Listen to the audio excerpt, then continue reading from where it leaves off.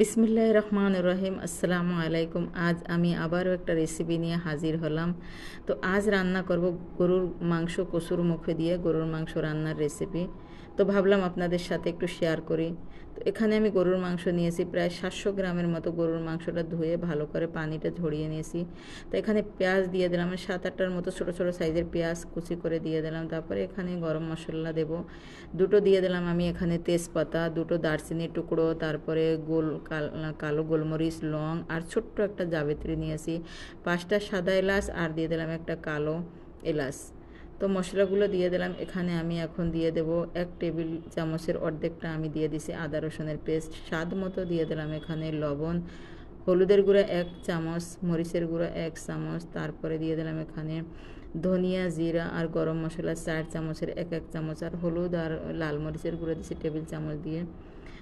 সমস্ত মশলাগুলো দিয়ে দিলাম। তারপরে এখানে দিয়ে দিলাম আমি 2টা টমেটো কুচি করে দিয়েছি ভালোভাবে। তারপরে দিয়ে দিলাম এখানে তেল দেব। তেল অনেক সময় আছে মাংসে যদি তেল থাকে তাহলে তেলের পরিমাণটা একটু কম দিলে হয়, অনেকে আছে তেল বেশি পছন্দ করে।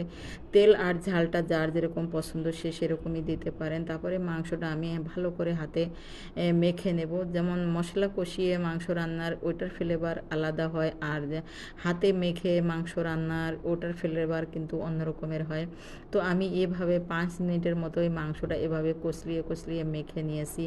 আর মেখে রান্না করলেও ভালো লাগে আর কষিয়ে নিলেও ভালো লাগে। তো আমি আজকে এভাবেই হাতে মেখেই রান্না করব।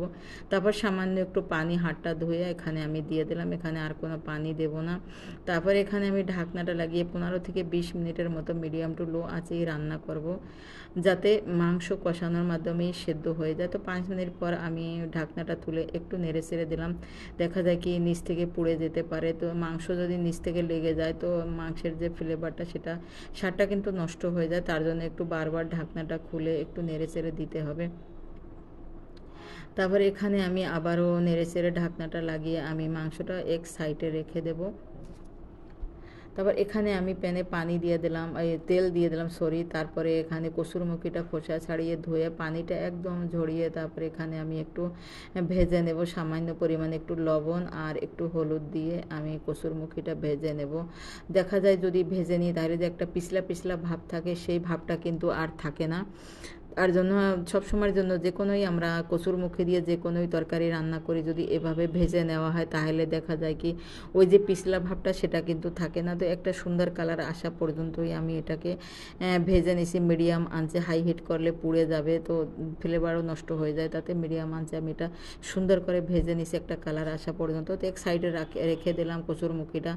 আর মাংসটা আমি আবারও ঢাকনাটা খুলে আমি এভাবে আবারও নেড়ে চেড়ে দিলাম, যাতে পানিটাও সুন্দরভাবে শুকিয়ে যায়। মাংসের যে পানি আছে আমি এখন পর্যন্ত এখানে কোনো পানি দিই নাই, সেই মাংসের পানিটা আর যে হাত ধুয়ে একটু পানি দিয়েছি সেই পানিতেই আমি এটা সুন্দর করে কষিয়ে নিয়েছি। তো অনেক সময় আছে আমরা গরুর মাংস কিন্তু কচু আনা যে মান কচু আছে তা দিয়েও কিন্তু আমরা রান্না করে খাই। তো অবশ্যই কসুরমুখী দিয়েও রান্না করা যায় মাংসটা। তো আমি বাসায় প্রায় আমি রান্না করি, তো কখনো আমি শেয়ার করি নাই, তো ভাবলাম যে আপনাদের সাথেও একটু শেয়ার করি। তো যখন আমি পাকিস্তানে ছিলাম, পাকিস্তানে কসুরমুখী দিয়ে আমি ওখানে প্রায় সবজি দিয়েই মাংসগুলো কিন্তু বেশিরভাগই রান্না করা হয়। যেভাবে আমরা মাছ দিয়ে বিভিন্ন ধরনের সবজি খাই, এমন কোনো সবজি নাই যে আমরা মাছ দিয়ে রান্না না করি। সেভাবে এই মাংস দিয়েও কিন্তু অনেক সবজি রান্না করা যায়। অনেক আপুরা বলে যে কসুরমুখী দিয়ে কীভাবে খায়, এটা দিয়ে কীভাবে খায়, ওটা দিয়ে খাওয়া যায় না, খাওয়া যায়, অনেকই ভালো লাগে। আপনারা বাসায় ট্রাই করবেন, না রান্না করলে তো আপনারা বুঝবেন না। তো এখানে কিন্তু আমি আবারও একটু পানি দিয়ে আমি আবারও এভাবে কষিয়ে নিচ্ছি। আমি কয়েকবার কষিয়ে নিচ্ছি, যে প্রথমে আমি প্রায় 20 মিনিটের মতো কষিয়ে নিচ্ছি। তো এখানে পানি দিয়ে আমি আবারও প্রায় 15 মিনিটের মতো এভাবেই আমি কষিয়ে নিচ্ছি। আর ঢাকনাটা বারবার লাগিয়ে কিন্তু কষিয়ে নিচ্ছি যাতে মাংসটাও সুন্দরভাবে সেদ্ধ হয়ে যায়।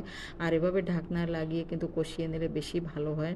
তো আমি কষানোর মাধ্যমে কিন্তু মাংসটা প্রায় আমি সেদ্ধ করে নিয়ে নিচ্ছি। আর প্রায় মাংস কিন্তু সেদ্ধ হয়ে গেছে। এখানে আমি যে কসুরমুখীটা ভেজে রেখে দিয়েছি সেই কসুরমুখীটা এখন দিয়ে দেব। দিয়ে আমি আরও 5 মিনিটের মতো একটু কষিয়ে নেব। কষিয়ে একদম ঝোলটা আমি শুকিয়ে নেব। যখন তেল তেল থাকবে তখন আমি ঝোলের পানি দেব। তো এখন কষানো কিন্তু একদম কমপ্লিট হয়ে গেছে এখানে। আর অবশ্যই মাংসে কিন্তু গরম পানি দিতে হবে, গরম পানি দিলে ভালো হয়। তো এখানে আমি গরম পানি দিয়ে দিছি। এখন আমি ঝোলের পানি দিয়ে দিলাম, যতটুকু আমার দরকার ততটুকুই দেব। আর মাংসটা আর কচুরমুখিটা সেদ্ধ হবে সেই হিসাবে আমি এখানে ঝোলের পানিটা দিয়েছি। তো এখানে যে কচুরমুখিটা সেটা কিন্তু গোটা থাকবে, একদম কিন্তু গলানো যাবে না, সেদ্ধ হয়ে যাবে নরম, তার ভিতরে আবার গোটাও থাকবে, একদম মাংসের যে ঝোল হবে ঝোলের সাথে যেন মিশে না যায়, যে কচুরমুখিটা গলে তাহলে কিন্তু ফ্লেভারটা নষ্ট হয়ে যাবে।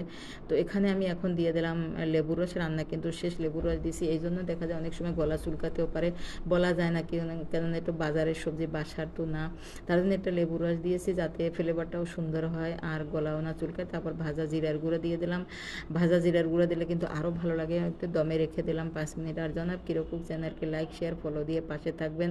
আর মাশাআল্লাহ দেখেন কতটা অসাধারণ হয়েছে, অনেকই সুস্বাদু হয়েছে। বাসায় অবশ্যই আপনারা ট্রাই করবেন কচুরমুখী দিয়ে গরুর মাংস, অবশ্যই আপনাদের ভালো লাগবে। কিন্তু দোয়া করি আপনারা সবাই ভালো থাকেন।